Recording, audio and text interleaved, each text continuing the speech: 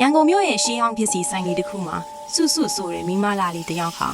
သမိုင်းဝင်စင်ဆွေပြီးလေးတစ်ချောင်းကိုရှာတွေ့ခဲ့တယ်။ဆိုင်ရှင်လေးကဒါကိုမယောင်းချင်ပေမဲ့စုစုရဲ့အလိုအယမတ်ကိုတားနိုင်ခဲ့ဘူး။ဒီပြီးမှသွေးစွန်းတဲ့အတိရှိလေးဆိုတာသူမသိရှာဘူးလေ။ညနေရောက်တော့ရေချိုးပြီးစားစုစုတယောက်မှန်ရှိမှထိုင်ပြီးအဲ့ဒီဖေးနဲ့သပင်ရှင်းမှုပြင်ဆင်လိုက်တယ်။ဘေးကိုသပင်တွေကြားထိုးထည့်လိုက်တာနဲ့ထိုးဆင်းတဲ့အေးဆက်မှုကိုသူမှခန့်စားလိုက်ရတယ်။ဒါပေမဲ့စသားတွေကတော့ပိုးသားလို့ပျော့ပလောင်းသွားတာပေါ့။မနဲ့ကိုတင်ချကြည့်လိုက်တဲ့အခါသူမသပင်ကိုရှင်းပေးနေတဲ့လက်ကသူမလက်မဟုတ်မှတတိထားမိလိုက်တယ်။လက်သွားပြီးဘေးကိုဖဲလိုက်ကိုကြိုးစားပေမဲ့ဘေးကသူမရဲ့သပင်တွေနဲ့အသားတွေကိုကတ်တွေထားတယ်လို့ဖြစ်နေပြီ။အနောက်မှာတော့ရှေးကနန်းတွင်သူဝစ်စုံနဲ့မိမတယောက်ပေါ်လာတယ်။သူမကဒီဘီပိုင်ရှင်မဲမြိုင်ကြီးဝင်းနေပါမယ်။ငါရဲ့အလောက်ကိုဘယ်သူမှလူယူလို့မရဘူးဆိုရဲအတန်လက်ကြီးကစွတ်စွရဲ့နားထဲမှာပဲ့တင်ထပ်သွားတယ်။လူတရက်တန်ဘေးကသူ့အလိုလိုလှုပ်ရှားနေစွတ်စွရဲ့ခေါင်းကိုအနောက်ဘက်ဆွဲလန့်လိုက်ပါတော့တယ်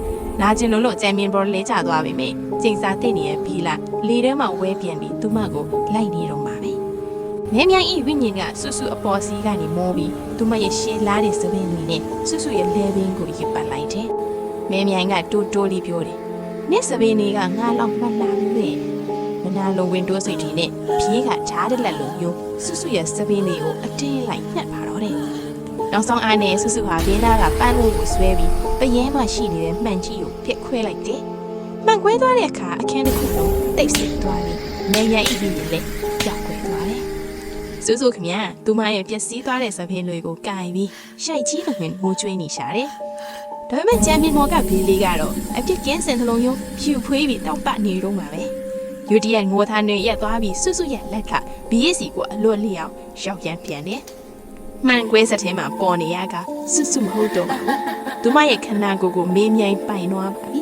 ။အလားတရားကိုမှတ်မောလို့ရဲ့ကိုယ်ပိုင်တော်မကိုဆွတ်မရတဲ့ဆိုတာကိုတော့သတိထားကြပါ။